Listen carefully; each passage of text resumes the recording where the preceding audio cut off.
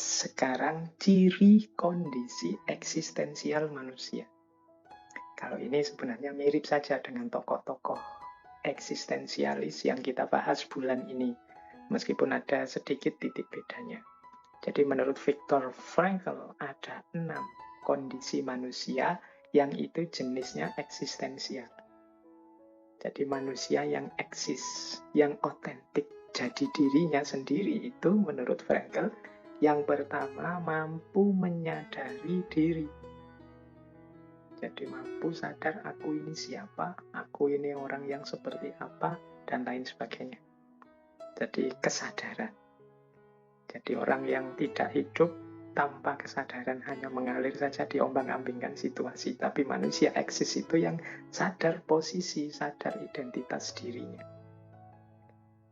Yang kedua, kondisi eksistensial manusia itu kebebasan dan tanggung jawab.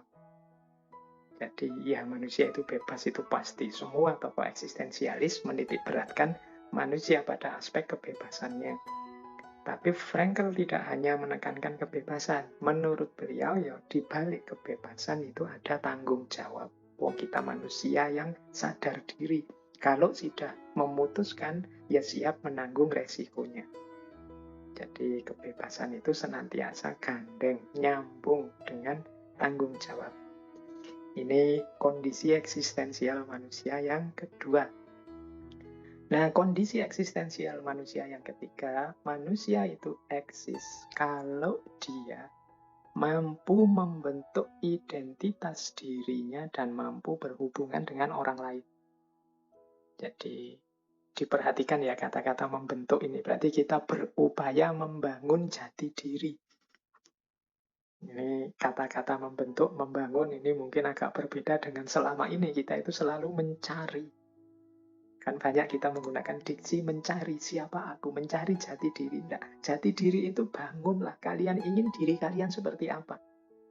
Ingin jadi orang yang soleh, ingin jadi orang pemberani, ingin jadi orang yang pantang menyerah, ingin jadi orang yang senantiasa gembira, selalu tersenyum, silahkan bentuk dirimu, bentuk identitasmu sebagaimana yang engkau inginkan. Jangan menunggu, jangan hanya mencari. Kalau dicari-cari ya kalian akan bingung mungkin. Jangan-jangan teman-teman muda yang sering Pak saya sedang melakukan pencarian Pak, akhirnya menjelajah kemana-mana dan tidak ketemu-ketemu. Kemungkinan salahnya di kata mencari tadi. Jangan hanya dicari, tapi bentuklah identitas dirimu sebagaimana yang engkau inginkan. Jadi bangunlah mulai sekarang. Nah ini cirinya orang eksis. Dia bebas, bertanggung jawab, dan membentuk sendiri identitas diri yang dia inginkan. Tanpa dipaksa, tanpa dipengaruhi, tanpa diintimidasi, tanpa ketakutan-ketakutan. Ini loh aku, sebagaimana yang aku inginkan. Itulah orang yang eksis. Dan juga mampu berhubungan dengan orang lain. Ya, tidak ada gunanya kita itu hebat, jago, luar biasa, tapi sendirian. Tidak mampu bergaul, tidak mampu berinteraksi dengan orang lain. Orang itu eksis, kelihatan dia unik, itu kan ketika dia bareng-bareng dengan yang lain. Oh, kalau yang lain cirinya begini-begini, kalau dia itu cirinya begitu. Nah, itu kan kelihatan kita eksis itu kalau bersama-sama dengan yang lain. Tidak hanya mampu jago kalau sendirian. Saya hebat loh Pak, tapi kalau pas sendirian, kalau ada yang lain, saya malu Pak, saya tidak berani tampil. Itu berarti kita tidak eksis. Jadi eksis itu, ya kita mampu membentuk identitas diri dan mampu berhubungan dengan orang lain. Nah, yang keempat, memberi makna hidup. Jadi, memberi makna hidup itu ya, apapun peristiwa, apapun fakta, apapun situasi yang kita hadapi, kita mampu memberi makna sesuai keinginan kita. Jadi ini manusia yang eksis. Makna sesuai keinginan itu ya kadang-kadang tidak sesuai dengan orang lain, tapi ya ini makna versi kita. Misalnya, tadi ya saya contohkan, kita gagal hidup ini, mungkin gagal kuliah, gagal menikah, gagal punya pasangan, dan macam-macam. Itu terus orang melihat kita, wah kamu kasihan sekali ya gagal. Orang mungkin menganggap makna dari kegagalan itu adalah satu tragedi, satu musibah. Tapi mungkin kita ingin memberi makna sendiri versi kita. Sehingga kita, saya tidak terlalu sedih kok gagal ini. Karena kegagalan ini menurut saya adalah pelajaran berharga yang membuatku sekarang sadar dan jauh lebih kuat.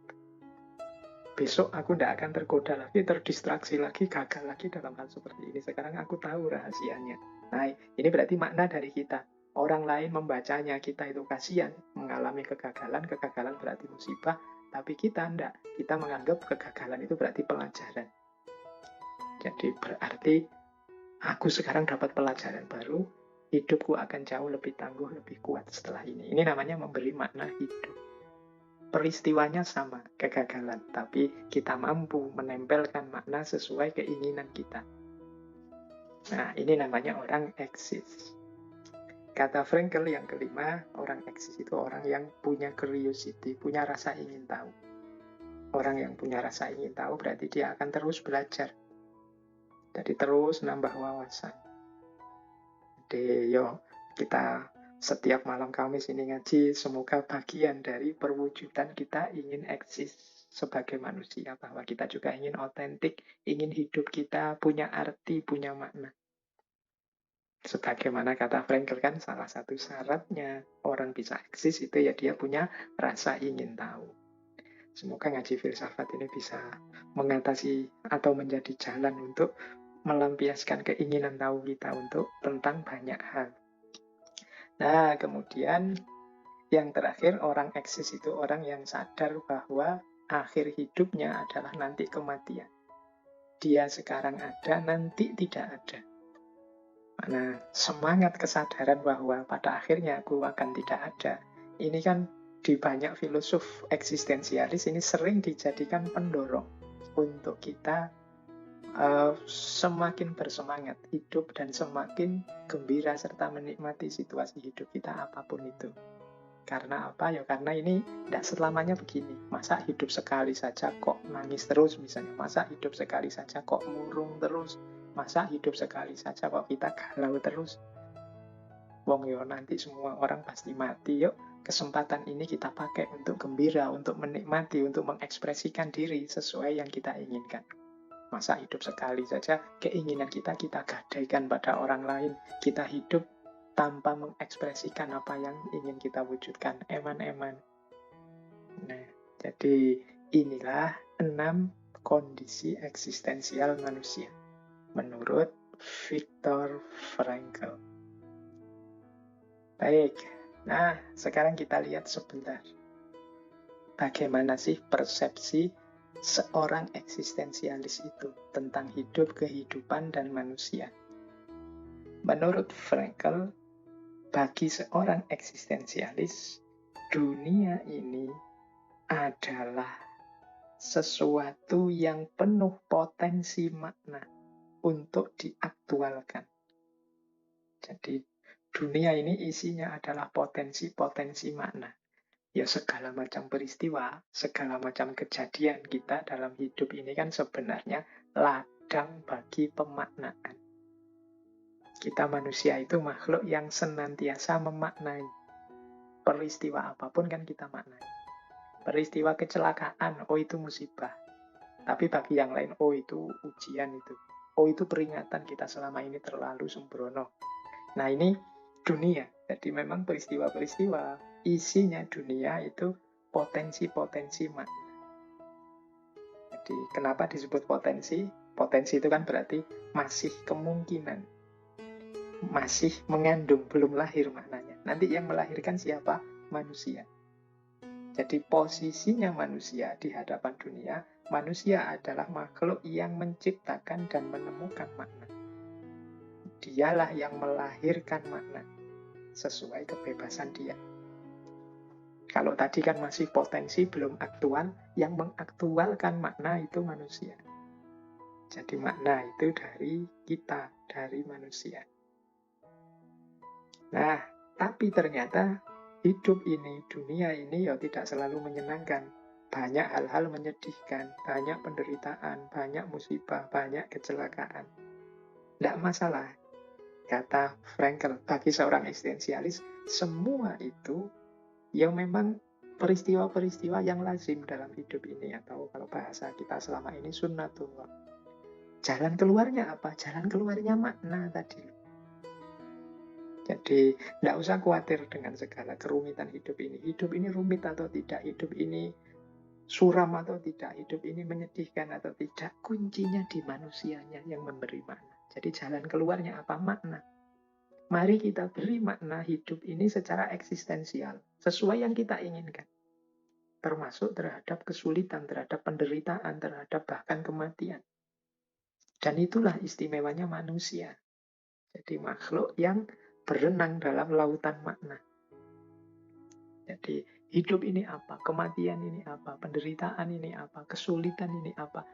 Ini kuncinya tidak pada kematiannya, kehidupannya, atau kesulitannya. Kuncinya ada pada manusianya.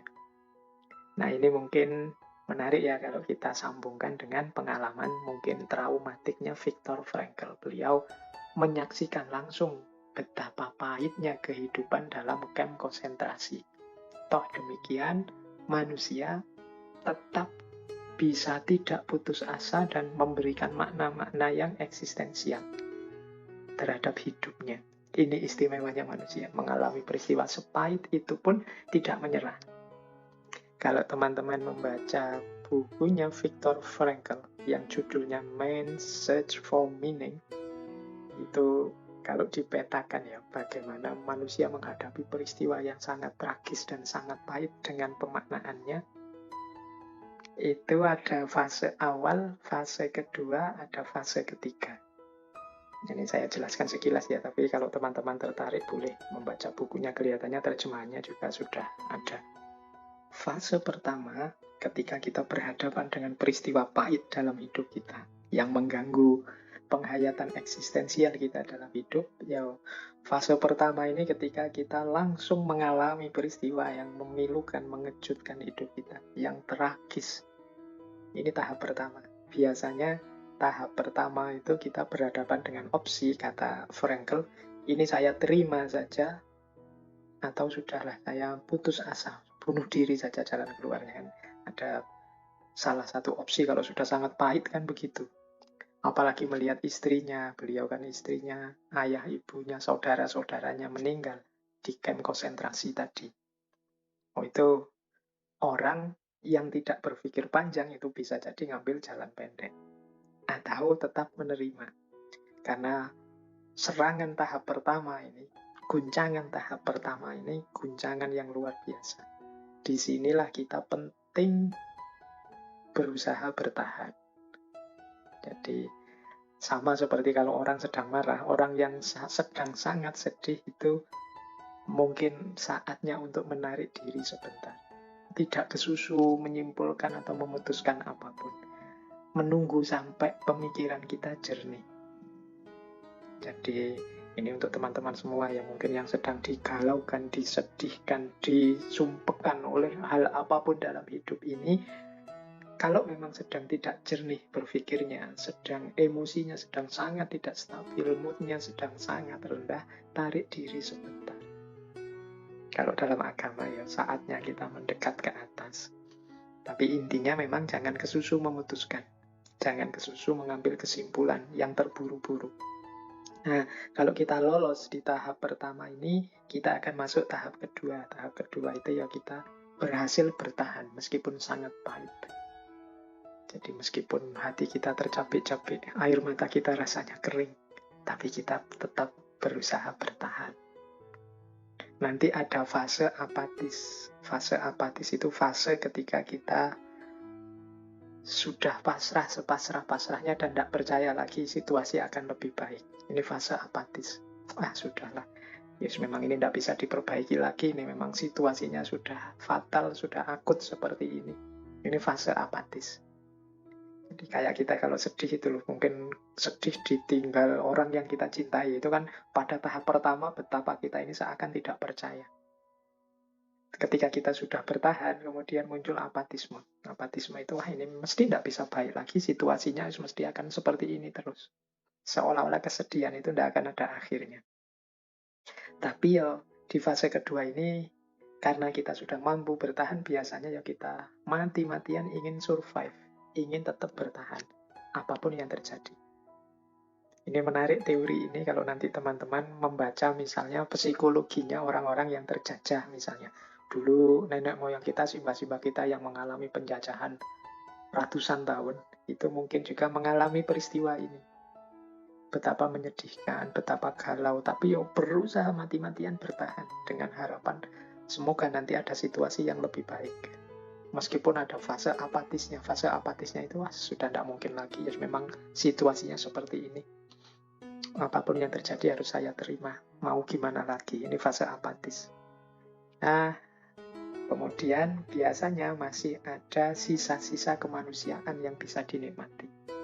Ya kalau di camp konsentrasi masih ada kegembiraan sedikit-sedikit bersama, kan itu hidup bersama-sama. Nah ini yang membuat mungkin bertahan, membuat masih sanggup bertahan. Nah kalau tahap kedua ini mulus, sukses bisa dilewati, sampailah pada tahap ketiga. Tahap ketiga ini kalau di main search of meaning itu era ketika Frankl dibebaskan, ketika situasi membaik. Nah ini era ketika situasi membaik ini kan semula kita sudah apatis, nggak mungkin situasinya membaik. Ternyata situasinya tambah lama tambah kondusif, kita nyaman lagi, kembali normal lagi. Disitulah kemudian kita menemukan makna. Menemukan makna itu maksudnya begini loh, kemarin yang kita galau, nangis-nangis, sedih, putus asa, bahkan sampai ingin bunuh diri, alhamdulillah meskipun tidak sampai ke sana, sekarang kita bisa memaknai peristiwa menyedihkan yang sudah kita lewatkan tadi. Oh, alhamdulillah, saya bisa mengambil pelajaran dari kesedihan kemarin itu. Saya menemukan hikmahnya, saya menemukan rahasianya. Berarti saya harus begini, berarti saya harus begitu. Ini namanya menemukan makna. Disitulah main search for meaning. Jadi bagaimana kita ketemu dengan makna-makna dalam hidup ini. Jadi kelihatan kalau dalam buku main search for meaning tadi ada proses-proses sampai terbentuknya makna yang kita inginkan.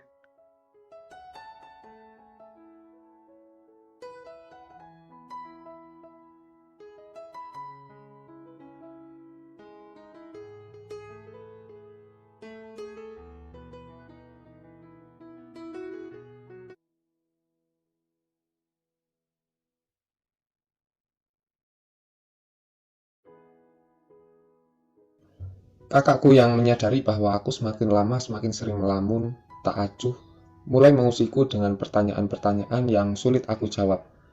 Mula-mula ia bertanya, setelah malam-malam yang kami lalui dalam belajar bersama-sama. Kenapa kau tampak sinis sekali? Sinis? Aku sinis.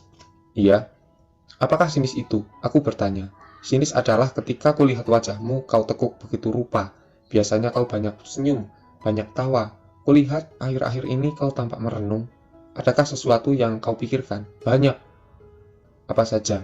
Lalu kuderet semua yang sedang aku pikirkan, kecuali perkara yang telah membuat wajahku sinis di mata kakakku. Aku tak mau dia mengetahui isi hatiku, lalu aku tertawakannya begitu rupa, atau dinasihatinya bahwa sesungguhnya aku belum pantas untuk jatuh cinta. Jadi itu saja. Kakak bertanya. Iya, aku memikirkan ayah, memikirkan ibu, memikirkan sawah, dan lain sebagainya. Tak ada yang lain. Tak, kau jangan bohong. Tak, aku tahu kau bohong. Aku mendengus, aku mendesah. Benarkah kakakku tahu? Apakah dia tahu bahwa aku sedang merasa benci pada Munaya, pada Jamal, pada kebun di belakang sekolah, pada kantin, pada senyum Munaya, pada detik di pipinya, pada anak rambutnya, pada suaranya, pada bundar bola matanya? Ah, tidak mungkin. Kakakku tidak mungkin tahu, sebab kalau ia tahu pasti aku akan merasa malu. Mas, ucapku mengalihkan matanya yang menyelidik itu. Iya. Mas sudah kelas 3, jawablah. Apakah Mas sudah jatuh cinta? Kakakku menatapku, lalu bibirnya mengembang. Senyum dia, lalu tertawa. Lalu dia tidak menjawab pertanyaanku dan justru berkata, akhirnya kau jujur juga. Maksudmu, wajahmu yang murung itu menunjukkan bahwa kau tengah jatuh cinta. Lalu aku pun penasaran. Apakah kemurungan adalah tanda jatuh cinta, Mas? Aku tidak tahu. Kalau tidak tahu, kenapa kau bisa bilang seperti itu? Begitulah yang ku dengar dari Mulyono. Dia satu kelas denganku. Sudah seminggu ia tak sekolah. Ia menepati janjinya. Ia berjanji tak akan masuk selama seminggu jika cintanya kepada Sri tak terbalas. Ia mencintai Sri, adik kelasku. Ia sudah menulis surat untuk Sri. Aku disuruh membaca suratnya. Surat itu manis rasanya. Maukah kau mendengarkan kalimat-kalimat cinta yang ia katakan dalam surat itu? Tanpa menunggu persetujuanku, kakakku pun berkata,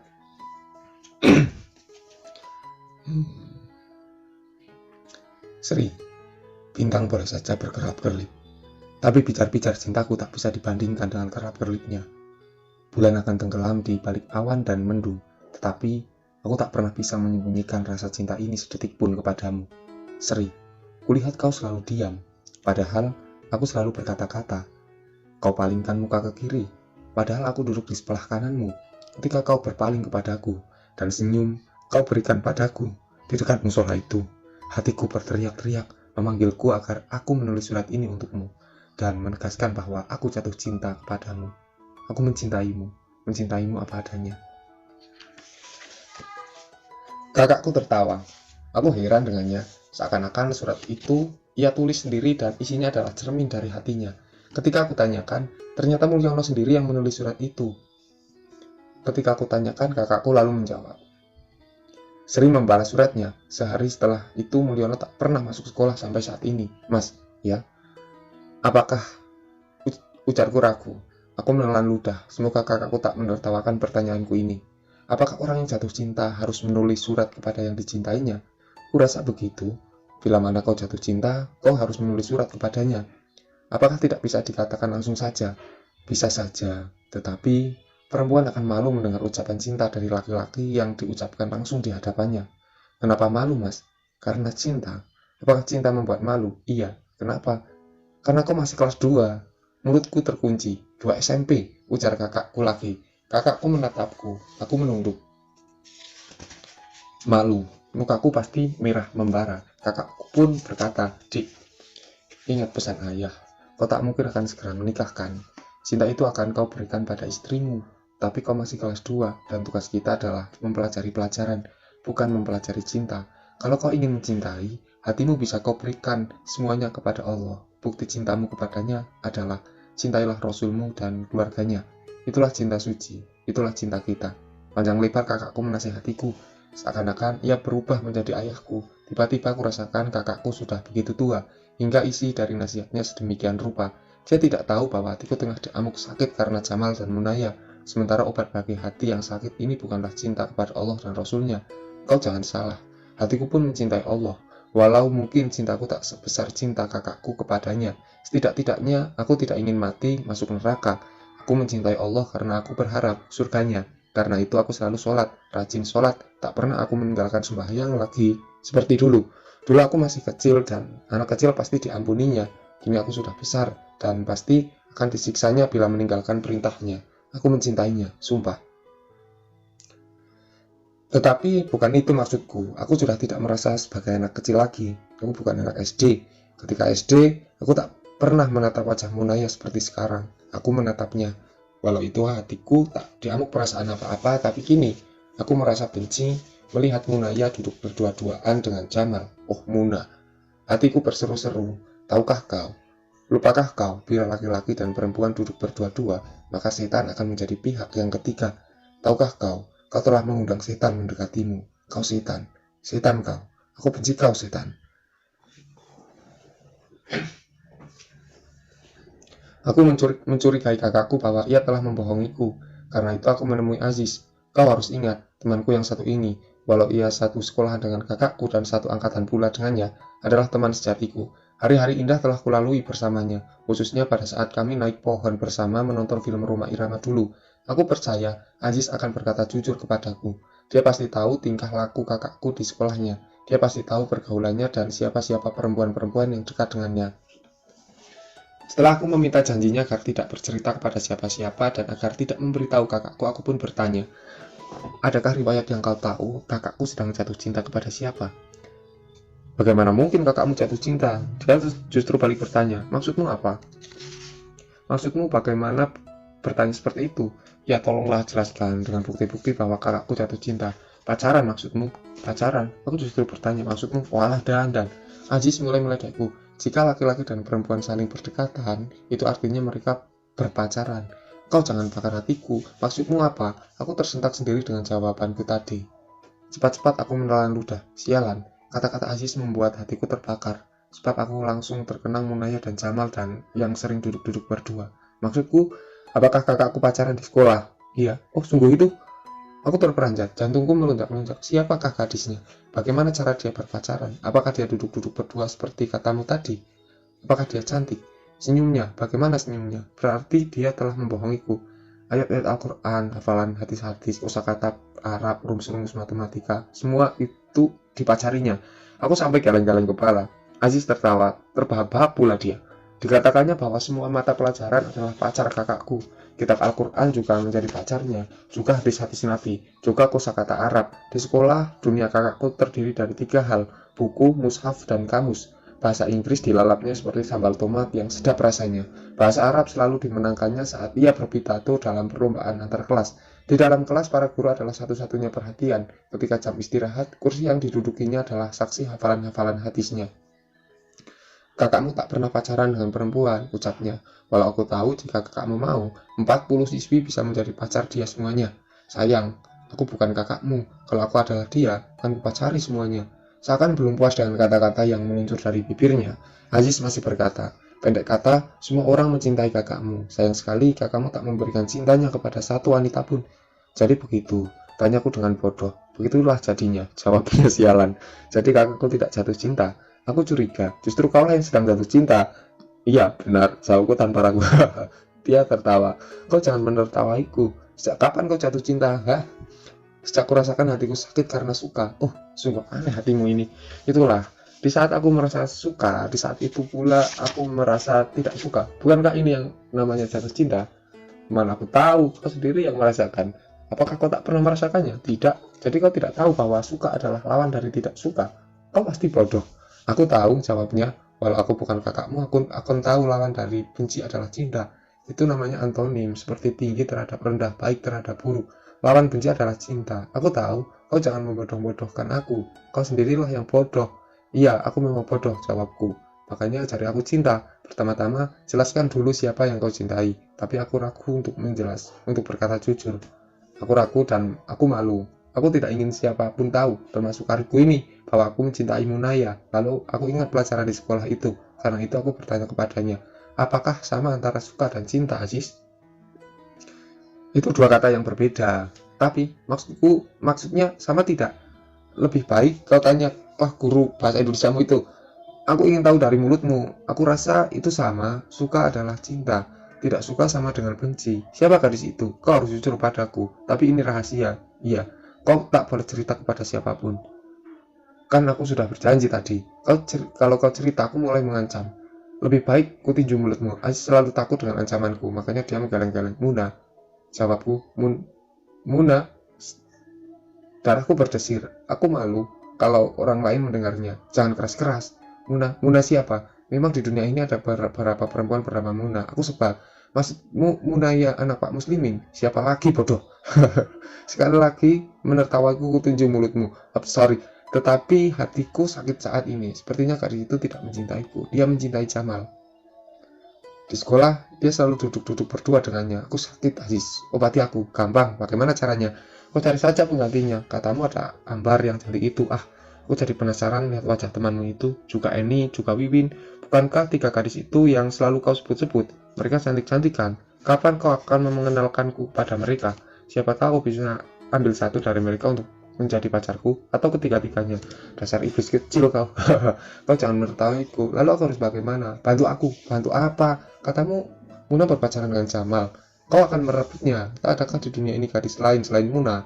Tapi bagaimana kau akan merebutnya jika kau bodoh dalam cinta? Dan hatimu tengah jatuh dalam cinta. Jatuh cintalah yang sebodoh-bodohnya. Usai berkata begitu, Aziz meninggalkanku begitu saja. Tanpa rasa bersalah dan berdosa sedikit pun, dia berjalan menjauh dan telingaku masih mendengar mulutnya yang menertawaiku.